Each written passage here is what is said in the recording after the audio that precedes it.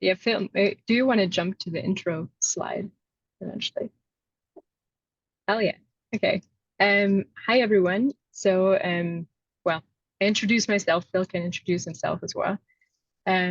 So we work in the Brain Tumor Research Center at the Montreal Neurological Institute, and we're next to one another. So I'm a PhD student. I'm just finishing my PhD in neuroscience, and I'm one of the co-founders of the Green Labs Initiative, which is a staff and student-run initiative that tries to find more sustainable ways in how we do research.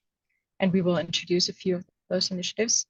And yeah, to make it fun, I'm also loving nature, rock climbing. This is actually a photo from Squamish, where I was this past summer. Um, love a ton of vegan food and metal music.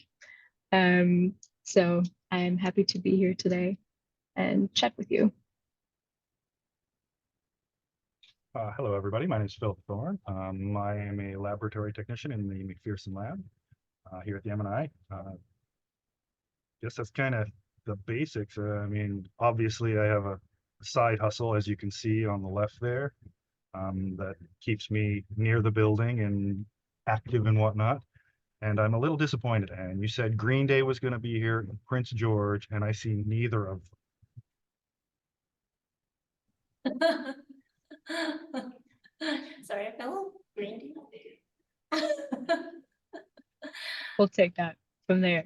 Yeah. Tea. So I'm gonna introduce the initiative a little bit to start with, to explain further like what the Green Labs initiative is. So we have an overarching Green Labs network at McGill. So every individual building, not every, most of the research buildings have their own little Green Labs initiative. So you see that here on the left side, it's called GLI. And we're, for example, the GLI at the Neuro, where for the Neuroscience Research Center here, we are a committee that tries to help other researchers finding more sustainable solutions. And we strongly collaborate with like different stakeholders to form a major committee that is overseeing the individual Green Labs initiatives, but also collaborates strongly across campus. So we work a lot with the McGill Office of Sustainability. We have different project funds that would fund sustainability initiatives and try to implement research sustainability now into the new climate strategies. We also collaborate with other universities to see what they do, how we can help, which types of competitions can we do. We try to come up with fun ideas and how to animate people across universities to collaborate together through little competitions, and Phil will introduce some of that. We try to work with companies together to promote more sustainable products, but also just understand the general life cycle of certain products we're using in the lab. And especially when it comes to delivering products, how we can reduce the waste that comes with deliveries, like packaging, and then work with different volunteer groups across campus, including the Sustainable Labs Working Group, where I'm currently on to represent students with heads of different departments to form new guidelines for the university. So we have this overarching group that basically tries to help and supports the needs of the individual research institutions that have different struggles, different needs. So Green Labs initiatives in general are actually known outside of Canada. So I put here my Green Lab as one of the main ones because it is a great resource for everyone of you to look at. So they define it as a group of researchers that is dedicated to adapt our new practices and introduce more sustainable solutions and safety measures, because often more sustainable measures come also with increased safety. And they give a ton of metrics on how terrible lab spaces are in terms of waste production, energy consumption. And I'm sure you realize that for your own lab spaces, that this is indeed an issue. And My Green Labs is a nonprofit organization that gives a lot of educative materials. So I put that here. These were one of the first organizations that also developed great guidelines that different universities can adapt. And we use them or their program to adapt a new certification program that Phil will introduce in a moment as well. So we have a whole list of different initiatives that we're currently running, and the list is longer than this. And we try to introduce to you a few of them, which are more on the simple side to do, that every lab can eventually do, or university can on the long run build up to. So one of the first initiatives ever was the Shut Your Sash initiative. So fume hoods in labs are actually consuming most of the energy.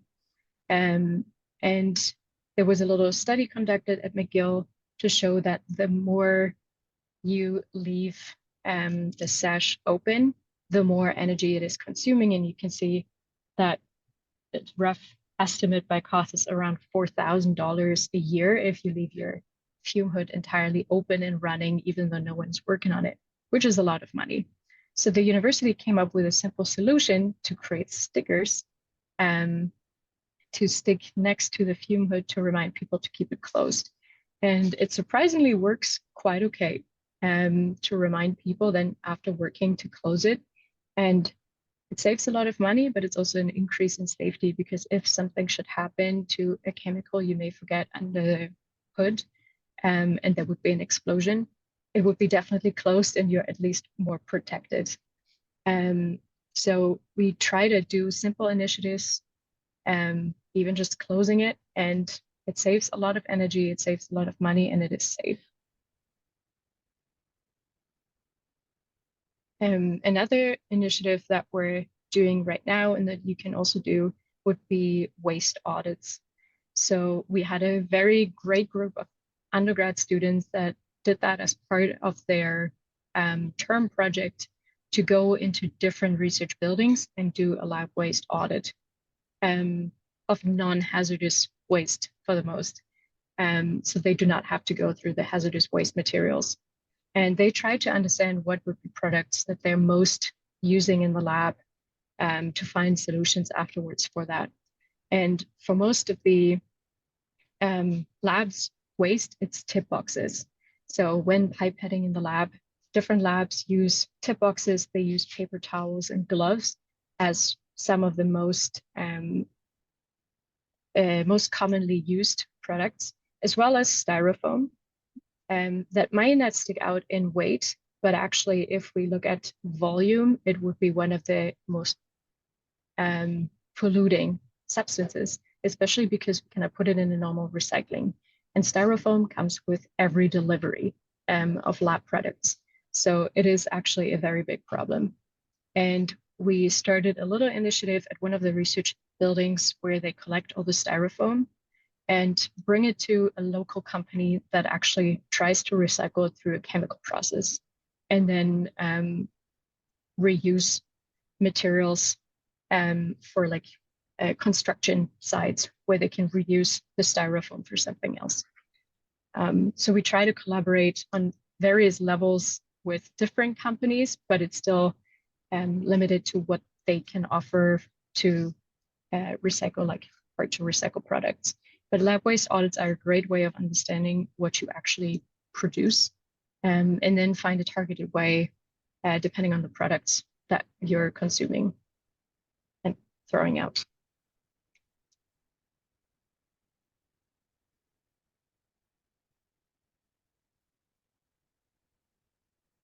Phil, that's yours. Well, I thought you were going to hand it off to me. Okay.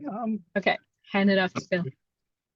So this was one of the earliest iterations that I was involved with after meeting Teresa. It was something that I was easy and eager to get into because it is simple maintenance.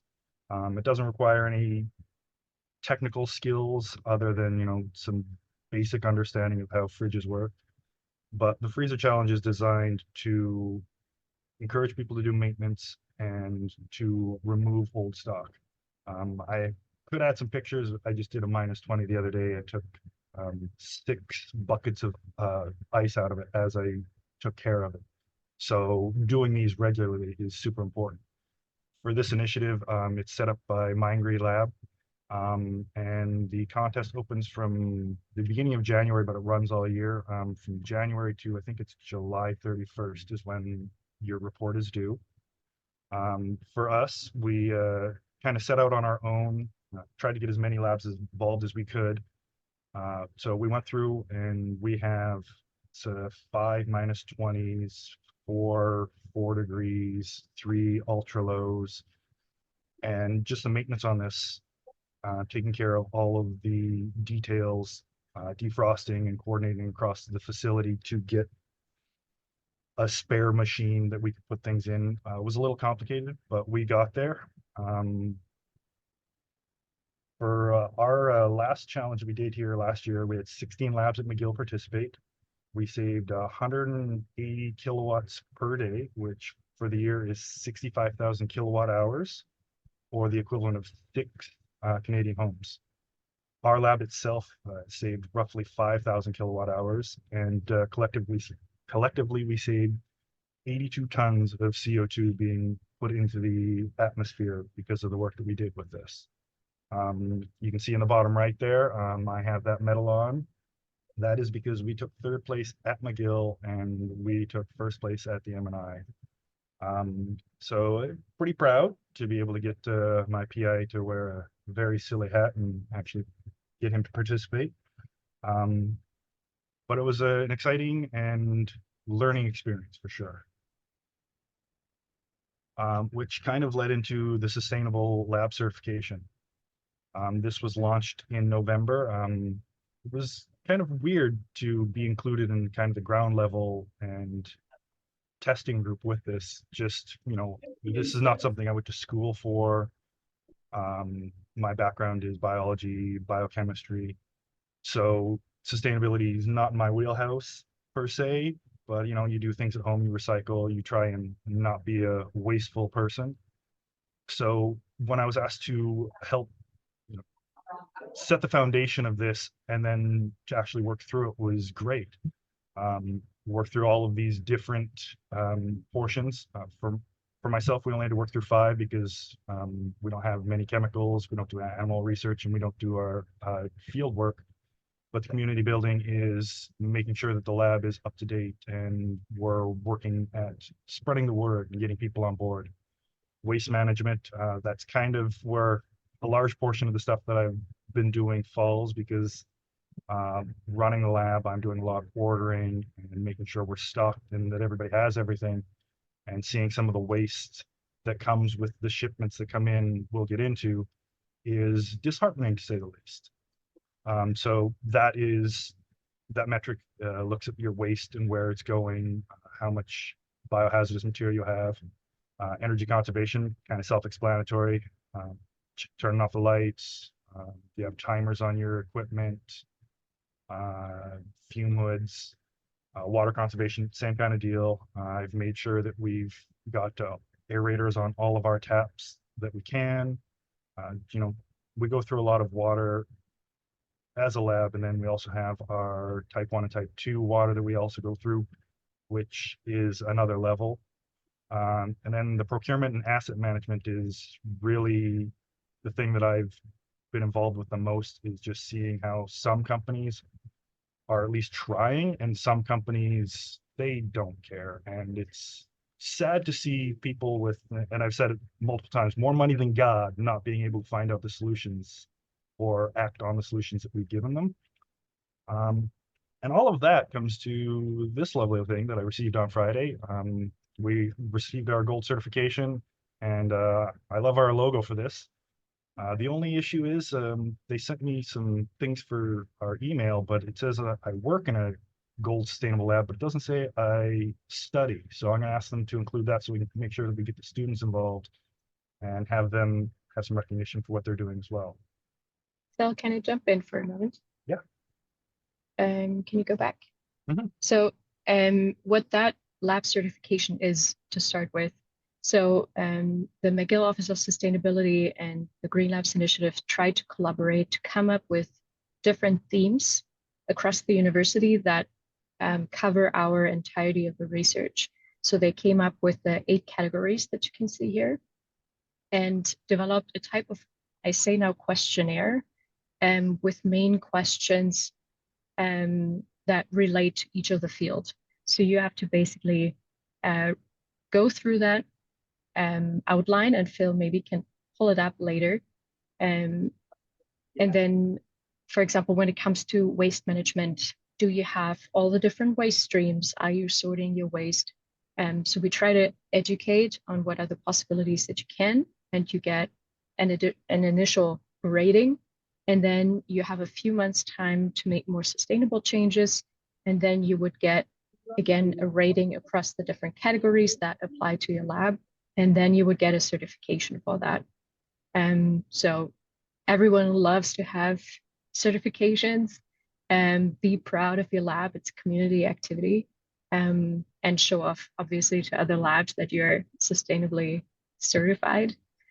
So the goal is to encourage different labs and give very clear direction for the different categories, but also, obviously, because everyone's different, have them say, okay, this category doesn't apply to us. We don't do animal research, for example. So everyone has a fair chance to get a very good sustainability certification. Excellent point. I entirely forgot about that. Yeah, and I guess with the piloting of this program, I think it was 7 labs originally started with it. And as they expanded it, we were one of the first ones. And I believe we were in the first 10 to be certified by Moose. And I think we're the only one here at the MNI. We had spoken with Genevieve from the EDDU, and she's looking at also certifying. So we're starting to see a little bit of traction and people recognizing this is actually happening, which is one of the things that has been very exciting for us. I guess that leads us to the reason why I'm involved with all of this is how I met Teresa. So I joined the lab about a year and a half ago, taking over for somebody who'd been here for 20 years and adapting to a system that wasn't really designed for the way the world is working today.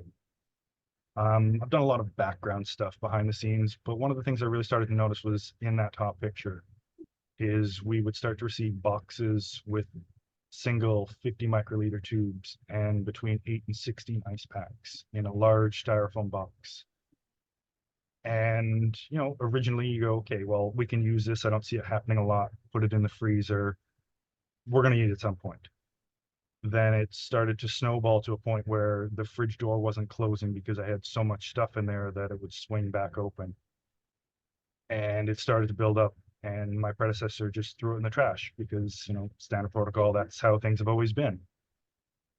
So I started to save them a little bit here and there, taking care of the biodegradable ones when I can. And there has to be a better way. So previously I'd been certified as a sustainable workplace ambassador, and I tried to look for something similar here at the MNI, and that's when I found Teresa. And first time we met, we were going over some of these initiatives and just where I could put my efforts in right now, because I was still learning a lab, how I could, you know, take something small and, you know, make it my own. And this was the first thing that I saw, and I was like, okay, this is something I can do. So I grabbed a hold of it, and, you know, in my spare time, looking around for solutions, and that led me to an article posted. I forget exactly where it was posted, but it was from UBC about the donation of a similar situation to the company Spuds, I believe it was, from Dr. Nomo. And this just struck a chord with me. Said, well, why are we holding on to this stuff when there's people that use this? Just coming out of the pandemic, knowing that there's food insecurity and all these other things related to the outside world, just there has to be a way. So we met with a company, Toppy, to see if their system was going to work. We had some really good meetings with them, learned some stuff. And then it came down to, I forget, maybe it was Juliette had been working with Maison Montréal, which is a community food bank type organization that redistributes food out to the community. And there seemed to be some kind of friction where like things had stopped.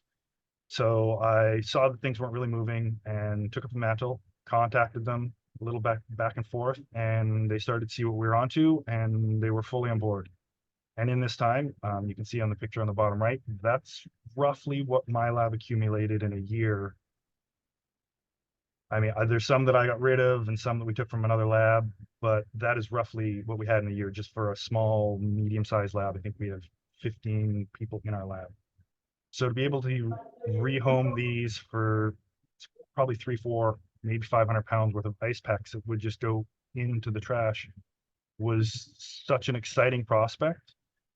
And then immediately after that, keep the ball rolling, and I'm collecting for myself, not thinking anything more. And it starts to snowball again. And within, I think it was a month, we had another, you can see kind of here at the bottom, these ones, we had another 6 of those. And while we were planning out things for Maison Montréal, Mission Bonacule, a mission, who had reached out like a cold call through LinkedIn, they replied and they were like, we want some. So I have 6 boxes, give them to them, and it starts to snowball. We share this with our moves contacts, and suddenly it makes it into the McGill Reporter, and it just keeps growing. I'm not really involved in a lot of communications with that because it was kind of happening at a higher level.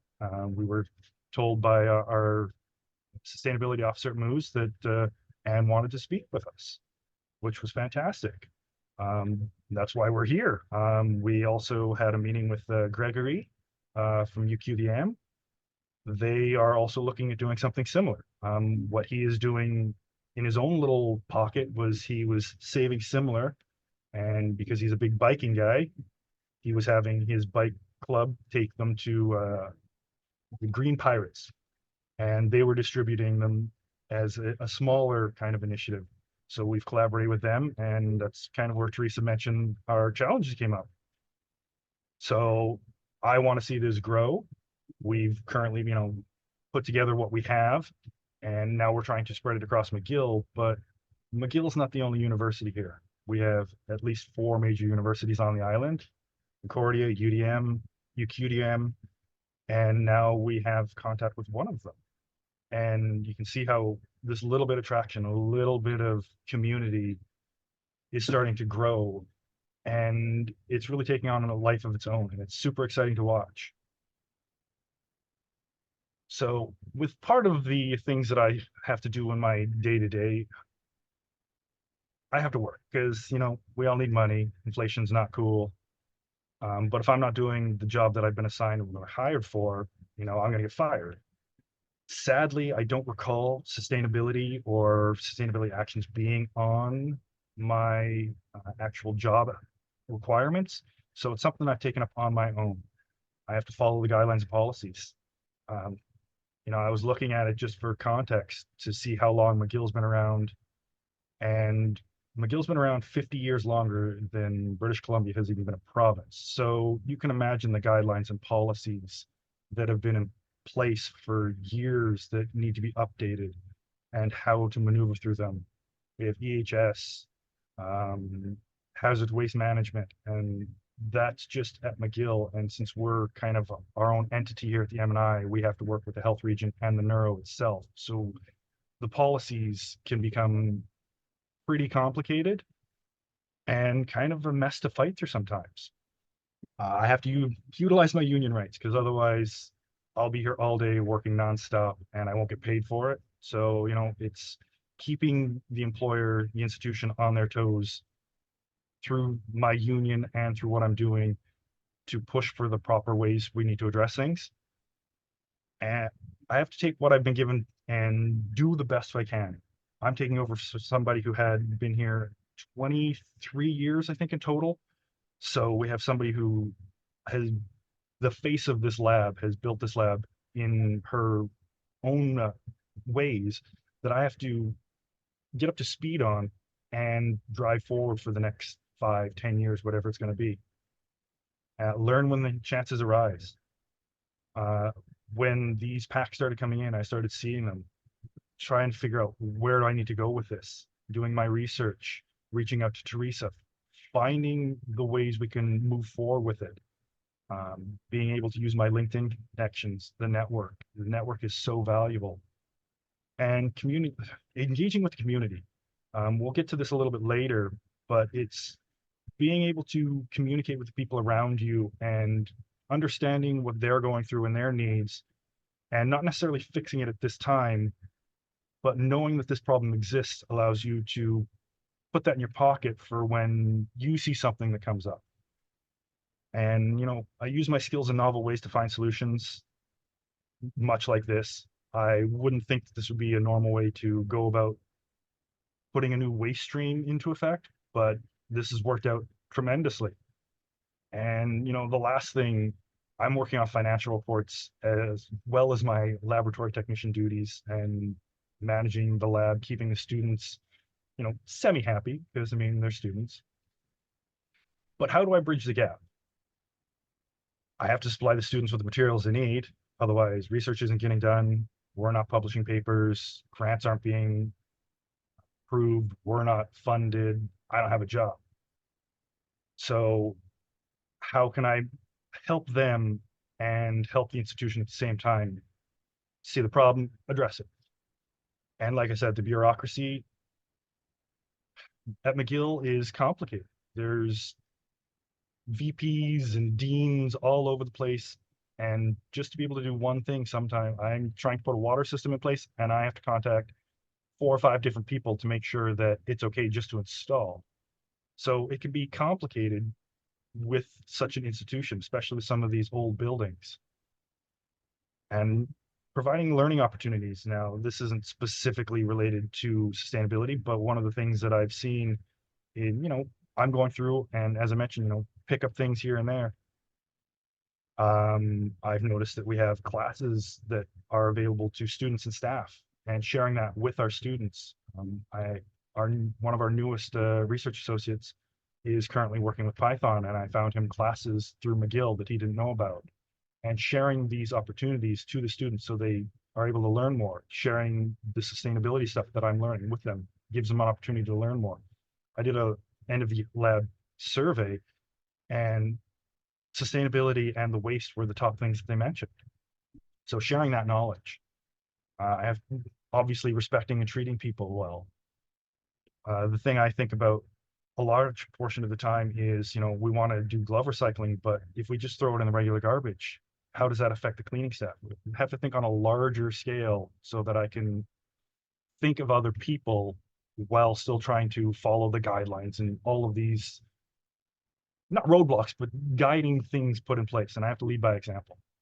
If I'm not making sure that I'm doing everything in my power to show that the sustainability that I'm working on matters, they're quickly going to forget. It's just going to become something that they happened once, don't think about it. And I'm sure that happens in everybody's daily life.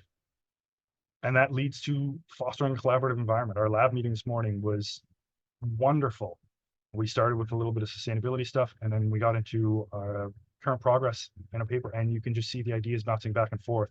And being able to facilitate that for the students is so new to me, but so much the same, because I've worked in many environments where, you know, you have to teach the new people, but it's something different, and it's very exciting. So what I mean by leading by example. So this is our lab waste survey that is currently ongoing. And this was one of the questions. I don't know, is that in the way? Leading the horse to water. So this is the feedback we've received so far, is how can we improve waste based on these initiatives? And it's 75 to 80% have the somewhat to very effective feeling that they were going to make an impact on the lab. And that's great. It's fantastic. There's some great initiatives here. You know, I know in the last sustainability meeting that we had, we talked about composting, and being McGill have some of the oldest, most beautiful buildings. The way they're designed isn't necessarily designed for sustainability, but we've taken, for example, they have in washrooms the old built into the wall waste receptacles. They've turned that into a composting receptacle. So that way, the large thing we've seen before is paper towels going into a compost specific bin waste stream at the source. So rather than having to alter the building, we're taking what we have and using already built infrastructure to attack things at the source, which has been absolutely amazing. But the question is, so we've got 75 to 80% of people saying this is going to somewhat work or very well work, but how do we get it to work? Like I said, my job description doesn't have that sustainability is in my job. And that's a lot of things that I hear is, well, it's not my job, but it's too much.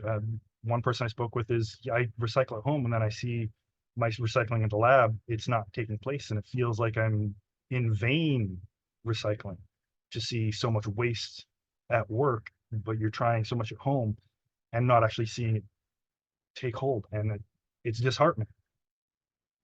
The reasons everybody has them, it's not my job.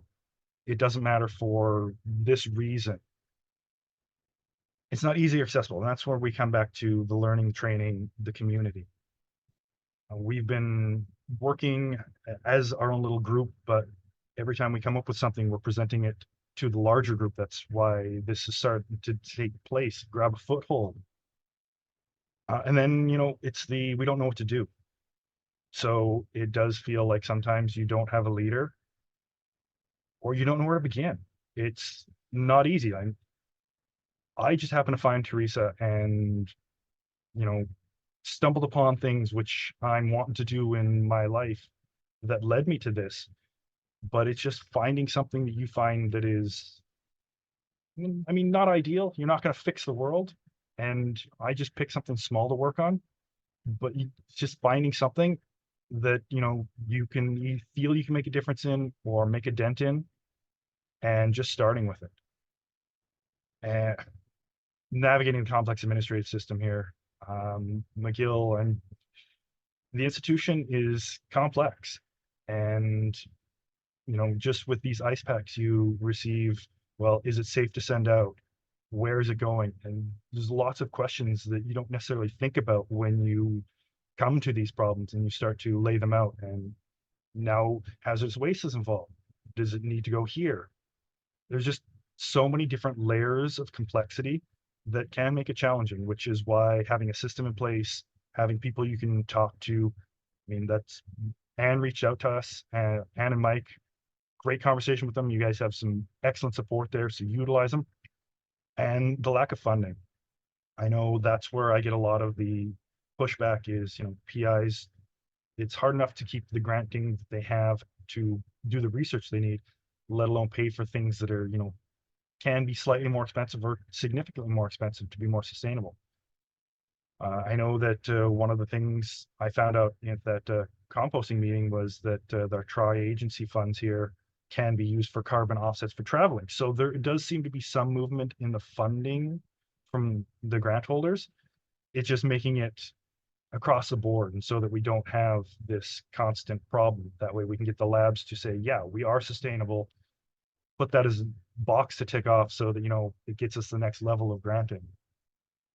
And that's where it comes to working with granting agencies to recognize this.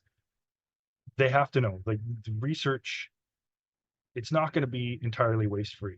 Unfortunately, it's the reality of the situation. We work with biohazardous materials and stuff that just can't go into the regular streams. But we can do what we can to make the rest of it as sustainable as possible, as energy efficient as possible. And we have a foundation for the smallest efforts, and Teresa has very much proven that.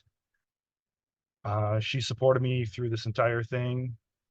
And then as we moved along, I got more support from the Office of Sustainability, facilities, my own lab partners, my PI. Everybody has been on board with this, even for the little stuff, because you can see as, seconds here and there to just walk out and put things in the proper stream rather than just going, oh, right into the hazardous waste. It doesn't take much, and it's that nice to get up from your bench desk and go for a walk. And that comes to talking to the people institution. If I hadn't have reached out, I wouldn't have met Teresa, and none of this would be taking place. And that talking to people institution will come back in actually the next slide. We have to normalize and promote these practices. If we don't make it a constant habit, being sustainable, being the entire definition of sustain, being a long-term thing, falls apart. It's not a sprint, it's a marathon. Although, I mean, with the current climate the way it is, we might want to put a little bit of hustle into it. Meeting with the vendors. I've had Bill, multiple I think meetings. we need to speed up a little. Okay. We're over time. Meeting with the vendors. That's how we found out that Eppendorf has tubes that are made from used cooking oil. There's a lot of stuff going on that you don't necessarily know. You have to reach out and create these things and talk to people. So we'll go on here. And this is the spillover effect. So we're asking, what does sustainability mean? Now this picture is of my lovely friend, Augusto. I met him before I came to the lab. He works at the Ingram School of Nursing. And this initiative here with the ice packs led to this picture. We had Alex join the Green Labs initiative, and she noticed that we're throwing away a lot of expired tubes. She works in the CRU, clinical research unit. So they're working with patients. And this is just an immediate fit for me. You have stuff that's expired that can't be used on people. We have people that are training to work with people, but don't need to worry about expiry. It made sense. Bring them together, community, picking up these things as you go along, trying to minimize our overall impact. This is the kind of community you want to build. We're reducing the waste, we're supporting each other, and we're looking at the long-term goals of this. I know Alex has already said that she has another load to share with Augusto, and they're publicizing this in their own way. It's some fantastic things that have sprung from this. And I guess the key thing to take from this is many hands make light work. The first time I met Elliot Edwards, he's very closely related to the lab, and he said, many hands make light work. So if we're all doing a little bit, it gets a little bit easier. I help with Teresa. We back and forth. You guys have Mike and Anne. You have a community that's growing. Use the community and educate yourself. Be kind to yourself, because you're not always going to make a massive difference. I didn't think this was going to make any difference. And I turned what, is a negative problem at my job. I have to deal with this extra waste produced by a vendor that doesn't care. And now I'm putting it back to the community in the simplest, most cost-effective way. This costs us nothing. Right now, it is space. And, at McGill, that can be a little challenging, but we've managed to make it work. And it's fantastic to see it all come together. So we'll go into, this is just our education and resources we have available. Come back to that shortly. Takes a community. No, one of us has done anything special. It is the group of us that is contributed to all of this in some form or fashion. And then just to bring it all together, this is the kind of positive feedback we've been receiving, and we are working as UNBC, UQAM, the food banks of Quebec have expressed interest after we spoke with Maison Montreal and Bonacule. As you can see from Danielle's comment, they want to see it go across Quebec. So this is something that we have that we can see grow. And I'm sure you guys are looking for something similar. You may not be exactly the same field, but you can pick things out of this and make it work for yourself.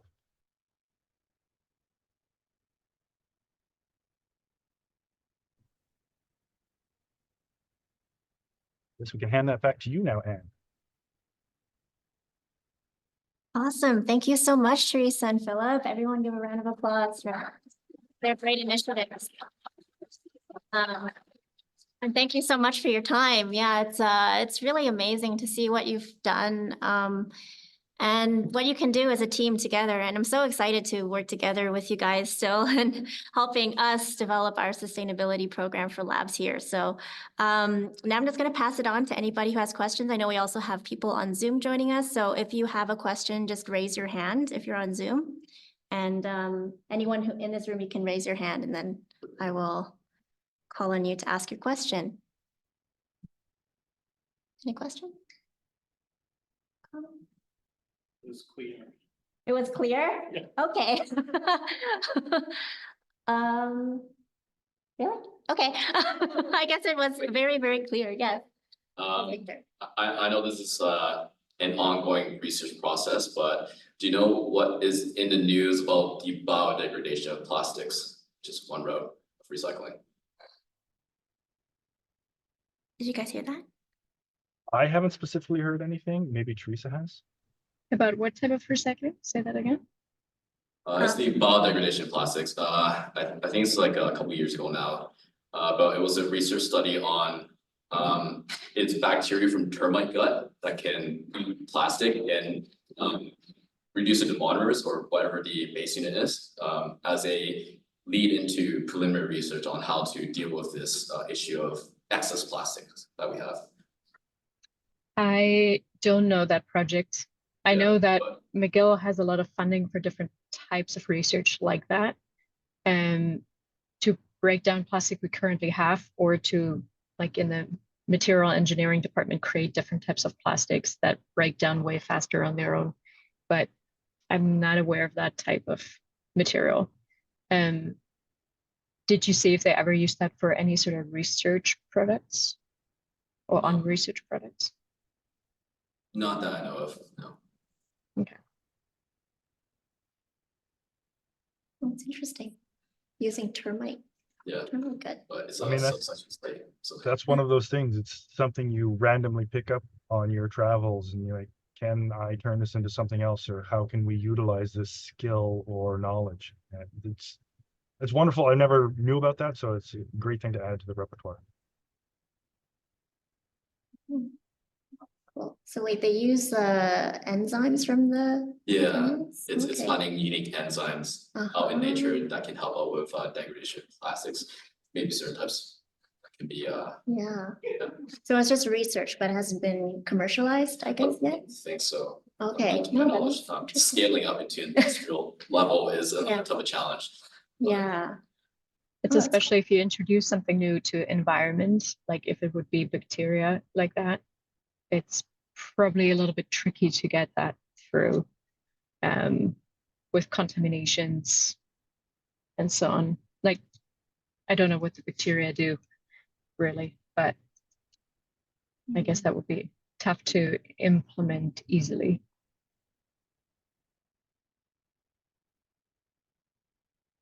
Questions?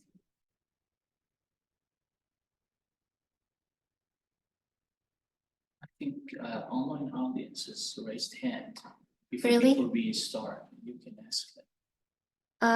Did anybody on Zoom want to ask a question? No? Okay. I think we just need time to absorb all this information. I'm sure there's going to be lots of questions as it's share- being implemented. Can share an experience. You want to share your experience? Yeah. You want to come a little bit closer so they can hear you? Yeah, of course. I'm not sure if they can hear you. So. Yeah. It's For right, sure, I think. One yeah. second. If you do need to contact us, information's on there.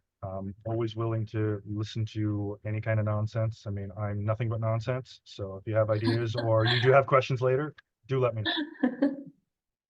Yeah, they're super approachable. Mhm. Actually, I'm here as a PhD student. This is my second PhD, and my previous one was based on a laboratory job in civil engineering asphalt laboratory.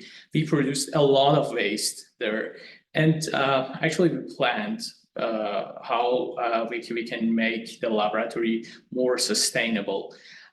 We actually in first step changed our experimental design. I mean experimental design by using some actually specimens we used, for example, for bending tests. They had some parts that it was untouched, and we used that untouched parts for shearing tests and rotting tests. This way, we could save around 1 ton of asphaltic material for just one PhD job. And actually, it was not continuous because we didn't code it in American University. But this experience teach me how to use the experimental design to save and to actually implement the sustainability into laboratory, because the laboratory is the start of our professional way. Actually, if we learn how to do sustainability in our laboratory, after that we can go for professional sustainability in industry, in my point of view. Thank you very much. It was really good, actually, presentation. Thanks, Anne, and thanks, Teresa and Philippe. Thank you very much. Thank you for sharing that. And You're welcome. I agree with you. Like, we try to go into teaching labs for undergrad students and give introductions to sustainability and why that is important, to like train them to bring that to their labs in their further career. So to start early to teach people why this is important. And we have a lot of green chemistry. So there's a guide you can find online on green chemistry that has been published with like 10 different specialties and how to make chemical reactions, for example, more sustainable. So the chemical reactions, the chemicals themselves, storage, and so on. So it's worth checking that. And I'm sure that there's a similar thing for engineering. At least for us, we have something that is called the Engine McGill, which is a sustainable engineering hub, basically. So they provide funds for more sustainable solutions in engineering. I don't know if you have anything similar like that, but it's really worth checking those hubs out if you have cool ideas. No, thanks, Teresa. I don't think we have anything like that. We just have a newly renewed sustainability office because we didn't have one for 4 years. So we don't have anything else for sustainability specifically about laboratories, even in different departments like engineering. So, but that's a great idea to have something like that. Yeah, for us, they raised funds through especially government application to try to support startups. So when PhD students come up with more sustainable solutions for example, engineering, then they would get additional support and training to create a startup to bring out that one as a product. So that's exactly what you just described. Use your idea, create it more sustainable, and then eventually even bring it onto the market. So, but those need to come from a university level application for most of the time. If you do not yet have a collaboration with industry, at least. As somebody who paved for 5 years, I appreciate the work being done behind the scenes with that kind of stuff. It's great work. There are comments, or no, it's a question, I think, more for Anne in the chat. Oh, is there? Okay. Okay. What's UNBC's response on what they're doing? This is a question from Jake Wo. What's the result from that exchange? I think you meant, I guess, UNBC, or did you mean UBC? Oh, sorry, if you're online, could you maybe clarify, Quo? Sorry. Yeah, it was up on the PowerPoint that there is, sorry, I'm on the call, I'm waiting for the call. Anyway, so there was on the slide, they were saying reach out, talking to other counterparts, and then UBC was one of them. Yes, so they do an ice pack recycling. That's how we got the idea to establish that here. They started that a few years ago, saw the problem that they have an excess of ice packs, and collaborated also with a company that picked them up to deliver food to other communities in needs, which is what we do here.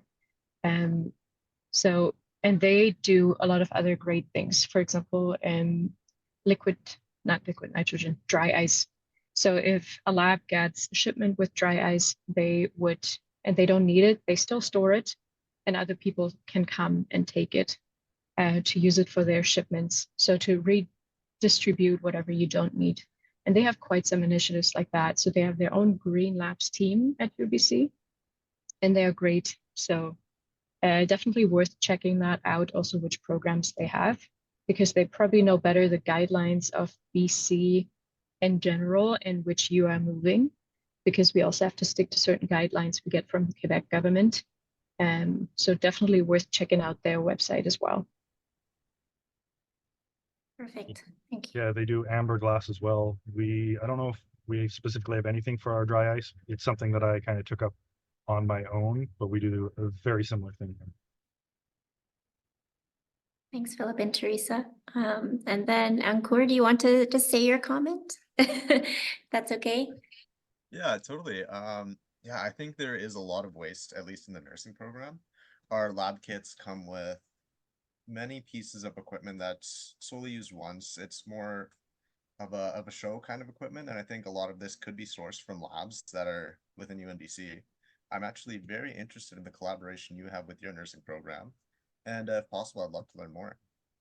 Oh, for sure. I mean, before I came to this lab, I was working at our Steinberg Simulation Center. So I was the technician setting up all the stuff for the med students. That's how I met Augusto. He happened to go to the nursing school just before I got there. But yeah, I'd absolutely love to share all that information with you.